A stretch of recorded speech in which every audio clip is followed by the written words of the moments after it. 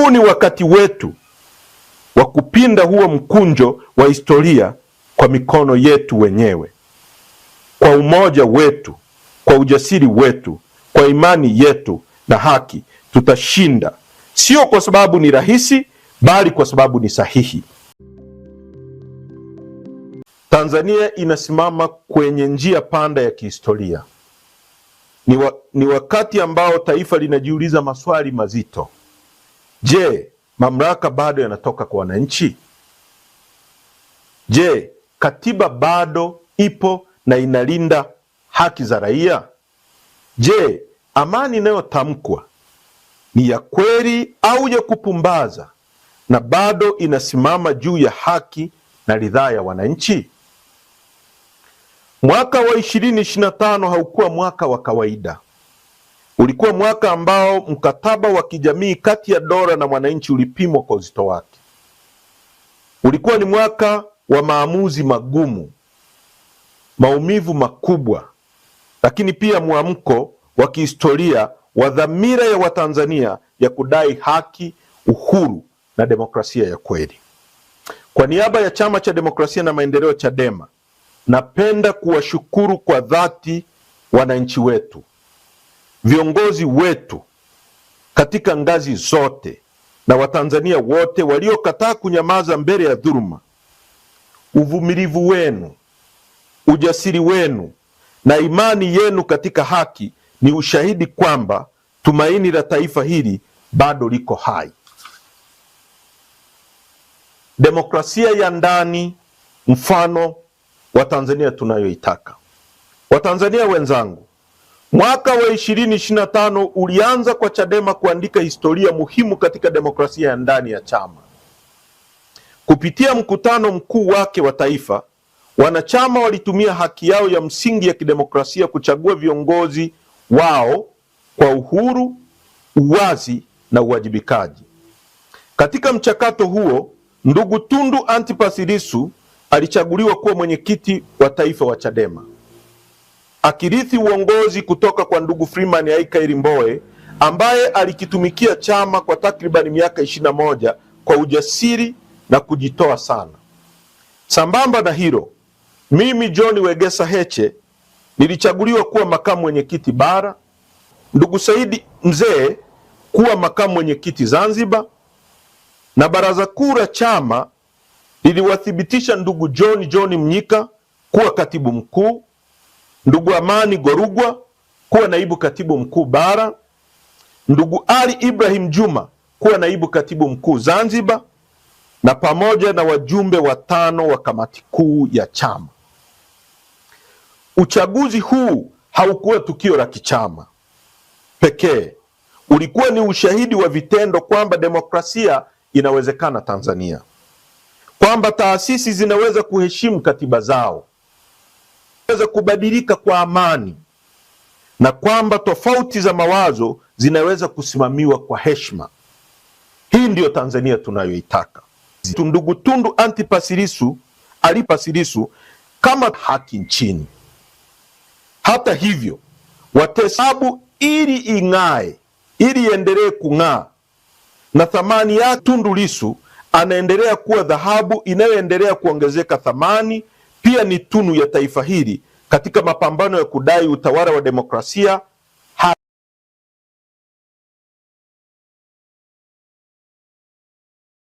na haki hapa nchini. Aidha, kama chama na nchi kwa ujumla, tunatambua, kuheshimu jina la Tundu Antipas Lissu kupendekezwa, yaani kuwa nominated kwenye mchakato wa awali wa mshindi wa tuzo ya Nobeli. Kwa hakika hii ni heshima sana kwa chama chetu, nchi yetu na bara la Afrika kwa ujumla. Namba 3, umoja wa chama, nguzo ya mapambano ya kitaifa. Watanzania wenzangu, umoja wetu ndani ya chama si kauli, ni pumzi ya uhai wa harakati zetu. Ni katika mshikamano ndipo chama kinaishi, kinapona na kinashinda. Tofauti za mawazo ndani ya Chama cha Demokrasia sio ufa, ni msingi ya kujenga hoja bora na uamuzi thabiti.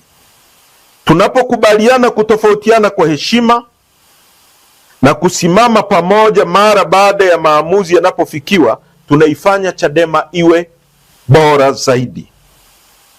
Nguvu ya kimaadili, na iwe na nguvu ya kimaadili na kisiasa isiyoyumbishwa. Kama alivyosema Aristotle, umoja wa wengi ni nguvu kuliko nguvu moja. Chadema itaendelea kuishi mioyoni mwa wananchi na wanachama wote, kwa sababu si nembo wala majengo, ni dhamira ya pamoja ya kupigania haki. Ni taasisi ya kitaifa, si mali ya mtu, familia au kikundi. Ni chombo cha wananchi cha kudai mabadiliko ya kweli. Chama kinapitia misimu, lakini roho ya umoja haifi, hujizalisha upya kila inapojaribiwa. Hapo ndipo harakati zinapokuwa kubwa kuliko hofu na matumaini yanakuwa makubwa kuliko vikwazo. Ndugu wa Tanzania, tukumbuke umoja na mshikamano wa chama ndiyo nguzo ya mapambano ya kitaifa. Tunapolinda umoja, tunalinda mustakabali wa demokrasia. Na kama alivyosema Martin Luther, nguvu ya kweli hupatikana pale watu wanapoungana kwa haki. Umoja wetu ni ahadi kwa wanachama na kwa wananchi. Umoja wetu ni ahadi kwa wanachama, kwa wananchi na kwa Watanzania wote. Namba 4. Chama chetu kilifungiwa kufanya shughuli zake za kisiasa kwa kisingizio ya kesi za uongo. Mwenyekiti wetu ndugu Tundu Antipas Lissu alibambikiziwa kesi nzito za kisiasa kwa lengo la kutisha na kuzima sauti ya mabadiliko. Wimbi la uteka. Namba 5. No reforms, no election, sauti ya wananchi na msingi wa mageuzi ya kimfumo. Watanzania wenzangu, kauli ya no reforms, no election haikuwa tishio wala ukaidi. Ilikuwa ni hoja ya kifizikia ya haki, kwamba uchaguzi bila mageuzi ya kimfumo na kitaasisi si zoezi la kidemokrasia, bali ni ibada ya kuhalalisha dhuluma. Kama lilivyosisitiza tamko la kimataifa la haki za binadamu kifungu cha 21, mapenzi ya watu ndio msingi wa mamlaka ya serikali. Mapenzi hayo yaoneshwe kupitia uchaguzi huru, haki na wawazi. Bila misingi hiyo, sanduku la kura hubaki kuwa tupu. Watanzania wenzangu, madai ya wananchi yalikuwa ya msingi na yasiyopingika. Wananchi walikuwa wanadai tume huru yenye mamlaka kamili ya kikatiba, marekebisho ya sheria kandamizi zinazonyima raia sauti, na ulinzi halisi wa haki za kisiasa na kiraia. Msimamo huu haukulenga kuvuruga amani, bali kulinda amani, kwa sababu amani isiyo na haki ni ukimya wa makaburini. Kama alivyoonya John Laws, sheria isiyo na haki si sheria, bali ni vurugu iliyorasimishwa. Hivyo mageuzi hayakuwa hiari ya kisiasa, bali ni sharti la uhalali wa dola. Watanzania wenzangu, ni jambo la kusikitisha kwamba badala ya majadiliano ya kitaifa, mamlaka zilichukua mabavu, vitisho na nguvu kupita kiasi. Lakini historia ina tabia ya kuwakumbuka waliokataa kupiga magoti mbele ya udhalimu. Vuguvugu la no reforms, no election linabaki kuwa alama ya mwamko wa kihistoria, ushahidi kwamba wananchi waligundua ukweli wa kimsingi: bila mageuzi ya kimfumo, uchaguzi sio suluhisho, bali ni tatizo linaloendelezwa. Hapo ndipo sauti ya wananchi inapogeuka kuwa falsafa ya ukombozi wa kisiasa.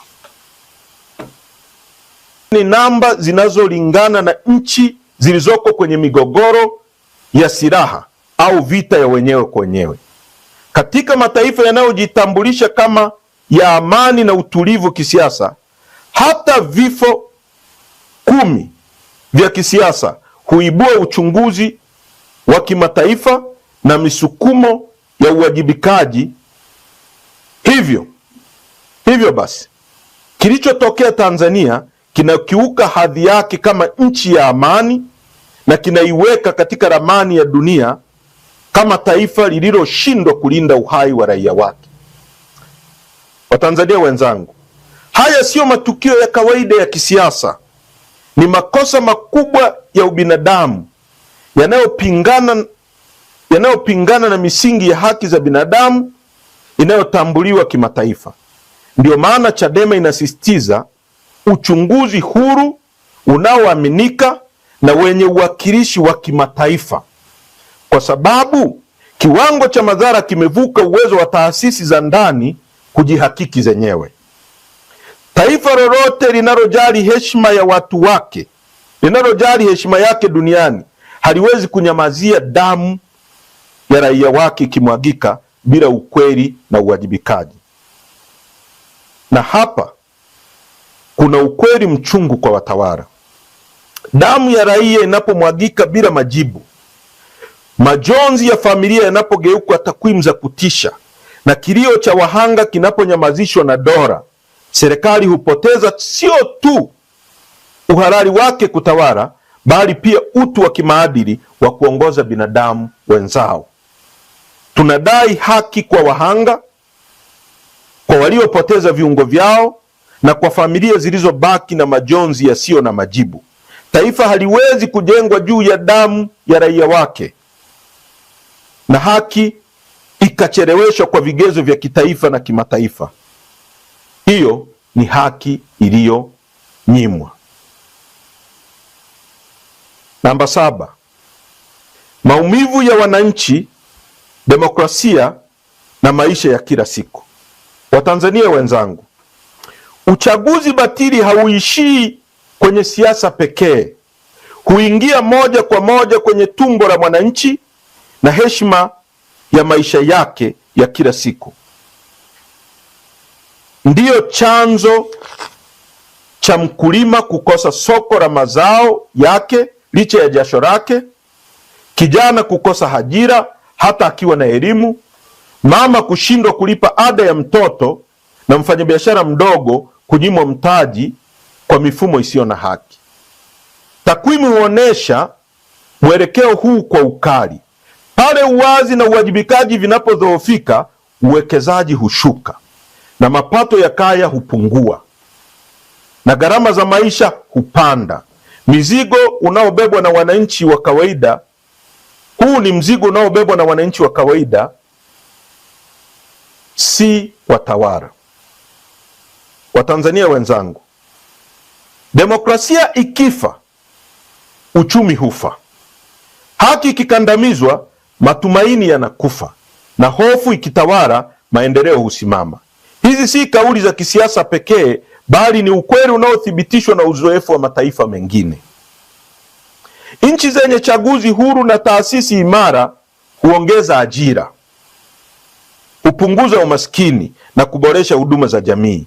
Kinyume chake, pale sauti ya wananchi inaponyamazishwa, takwimu hubadilika kuwa maumivu na gharama hulipwa na mwananchi kila siku. Namba 8, mwelekeo wa Tanzania tunayoitaka. Watanzania wenzangu, tunaitaka Tanzania inayosimama juu ya katiba iliyo hai, si maandishi matupu, bali mkataba wa haki kati ya wananchi na dola. Tanzania inayotawaliwa na sheria, si matakwa ya wachache. Tanzania inayolinda haki za binadamu kama msingi wa utu, si hisani ya watawala. Tunakataa dhana potofu kwamba mamlaka huzaliwa kwa hofu. Mamlaka ya kweli hutoka kwa wananchi kwa ridhaa yao. si kutoka kwenye mtutu wa bunduki wala mihuri ya taasisi zilizotekwa na kupotoshwa. Watanzania wenzangu, Chadema tunadai katiba mpya ya wananchi, katiba itakayorudisha heshima ya kura, kusimika uwajibikaji na kufungua njia za haki kwa wote. Tunadai tume huru ya uchaguzi ili sauti ya wananchi isizimwe, ili uamuzi wa wengi usipinduliwe na wachache. Haya si matamanio ya kisiasa, ni haki za msingi zinazostahili kutekelezwa sasa bila kuchelewa. Na tunadai uchumi unaomjali mwananchi wa kawaida, uchumi unaopima mafanikio kwa chakula mezani, ajira zenye staha na huduma bora, si kwa takwimu zinazoishi maisha ya watu. Kama alivyosema Jean Jacques Rousseau, mtu huzaliwa huru, lakini kila mahali yuko katika minyororo. Minyororo hii ikivunjwa, Tanzania mpya itawezekana. Tanzania ya utu, haki, ujasiri wa mabadiliko. 8. Hiki kinachoitwa maridhiano ya kitaifa, ukweli, haki na uwajibikaji. Watanzania wenzangu, ni ubatili na dharau kubwa kwa Watanzania kuyaita maridhiano sasa, katika mazingira ambapo serikali iliamua kwa makusudi kuwapuuza wananchi, vyama vya siasa, viongozi wa dini na wadau wa demokrasia juu ya hitaji ya nchi kuhusu mabadiliko, yani reforms ya mifumo ya uchaguzi. Ni wazi kabisa hakuna maridhiano bila haki na hakuna haki bila uwajibikaji. Maridhiano yanapogeuzwa kuwa wito wa kusema songa mbele, badala ya kuamua kwa makusudi kuwapuuza wananchi juu ya madai ya msingi walioyatoa na tahadhari walizozitoa awali, na matokeo yake serikali na vyombo vyake vya dola vikaunajisi uchaguzi na kujitangazia matokeo batili kwa makusudi, kufanya uhalifu wa kisiasa uliopelekea mauaji ya raia na uharibifu wa mali.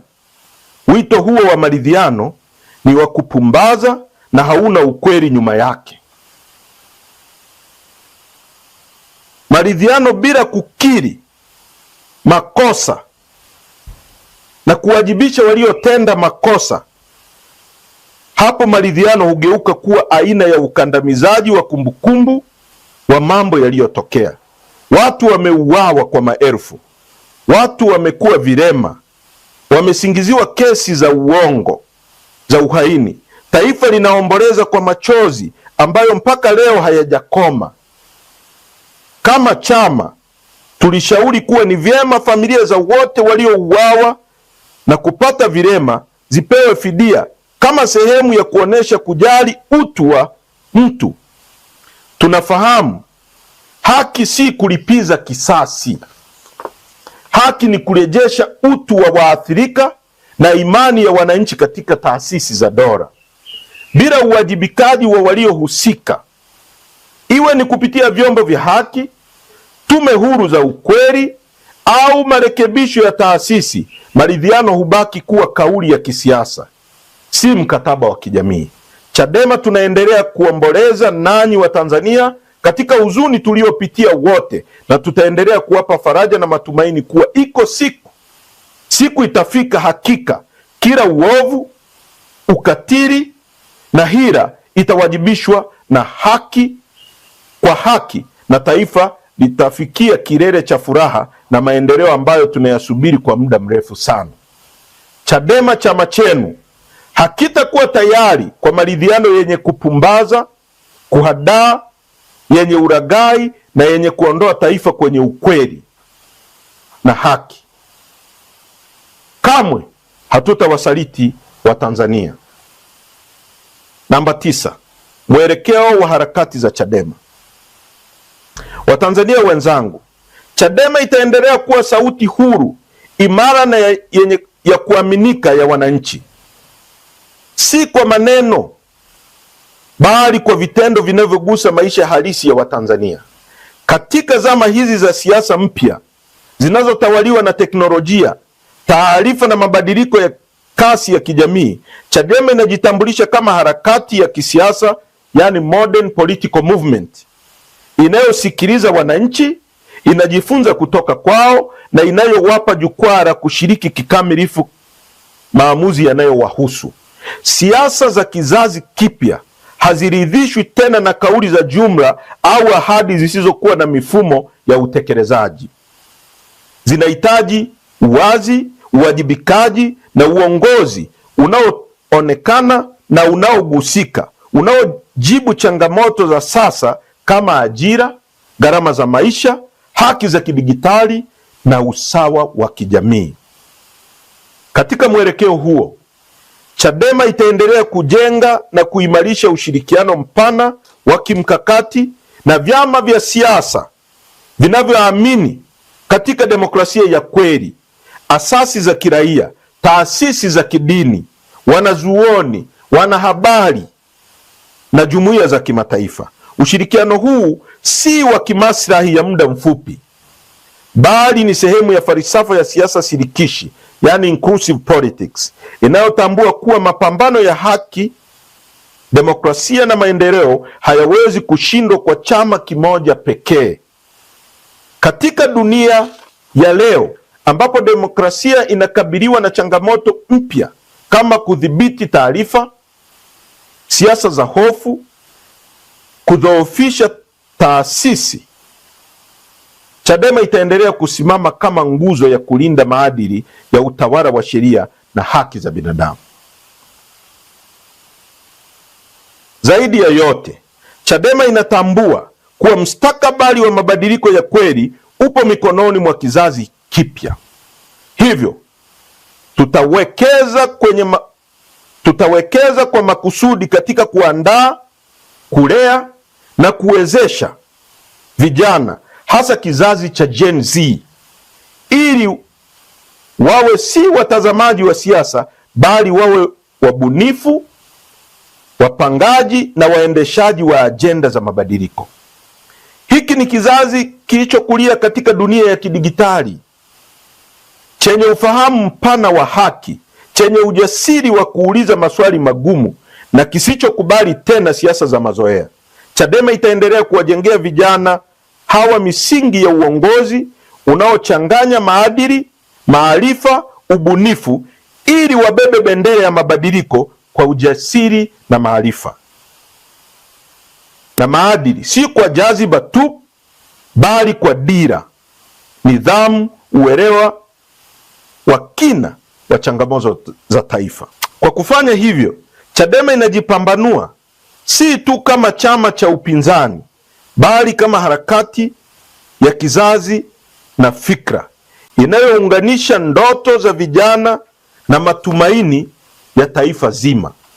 Harakati inayotazama mbele, inayokumbatia siasa za kisasa na inayojitayarisha kuongoza Tanzania ya kesho kwa haki, uhuru na maendeleo jumuishi. Katika hili, tunajisikia fahari kuitwa wanaharakati ambao mapenzi yetu katika haki na utawala wa sheria na uzalendo wetu utabaki kuwa alama njema mbele ya Watanzania wote. Namba 9, wito wa kitaifa. Watanzania wenzangu, tunawaalika Watanzania wote bila kujali itikadi, vyama au misimamo ya kisiasa kusimama pamoja katika mapambano ya kizazi chetu, kudai haki sio na upendeleo, uhuru sio na hofu, na katiba inayotokana na ridhaa ya wananchi sio matakwa ya wachache. Huu sio wito wa chama, bali ni wito wa taifa. Si sauti ya hasira, bali dhamira. Si mwamko wa muda, bali ahadi ya mustakabali. Taifa linapokosa haki, hata amani hubaki kivuli, na katiba inapokosa uhalali wa wananchi, dola hubaki nguvu bila uhalisia wa ridhaa. Historia itatuuliza na itafanya hivyo bila huruma. Tulisimama upande gani wakati misingi ya taifa ilipokuwa inatetereka? Kama alivyoonya Edmund Burke, the only thing necessary for the triumph of evil is for good men to do nothing. Ukimya wetu leo unaweza kuwa hatia ya kesho. Kutochukua hatua ni uamuzi wenye athari zake. Huu ni wakati wa kuchagua ujasiri badala ya hofu, ukweli badala ya urahisi, na mshikamano badala ya mgawanyiko. Tuchukue wajibu wa kizazi, tusimame kwa pamoja, tuseme kwa sauti moja, na tutende kwa hatua za kisheria na za amani, kwa sababu haki hujengwa na watu wanaokataa kunyamaza. Kama alivyosema Hannah Eldet, the most radical revolution will become a conservative the day after revolution. Hivyo mapambano yetu yasijengwe juu ya mihemko ya muda, bali juu ya misingi thabiti ya haki, uwajibikaji na heshima ya utu wa Mtanzania. Leo tunaitwa, kesho tutaulizwa. Sasa ndiyo wakati. Kwa umuhimu, tunaomba wanachama na Watanzania wote kuendelea kutuunga mkono na kuendelea kujiunga na Chadema kupitia mfumo wa Chadema Digital. Ni wakati sahihi sasa Watanzania tusimame, tuhesabiwe. Hivyo hesabu yetu na isomeke kwa kujiunga kwa wingi kama wanachama wa chama hiki mnachokiamini. Aidha, tunawaalika wananchi wote kushiriki na kuungana nasi katika wiki ya maadhimisho kwa chama chetu ambayo yatahitimishwa kwenye kilele cha tarehe 21 Januari 2026, siku ambayo Chadema ilipata usajili rasmi wa kudumu kama chama cha siasa. Hitimisho. Watanzania wenzangu, mwaka 2026 usiwe mwaka wa ahadi tupu, bali uwe mwanzo wa awamu mpya ya mapambano ya kikatiba, kidemokrasia na kimaadili. Mapambano yanayomrejeshea mwananchi heshima yake, sauti yake na mustakabali wake.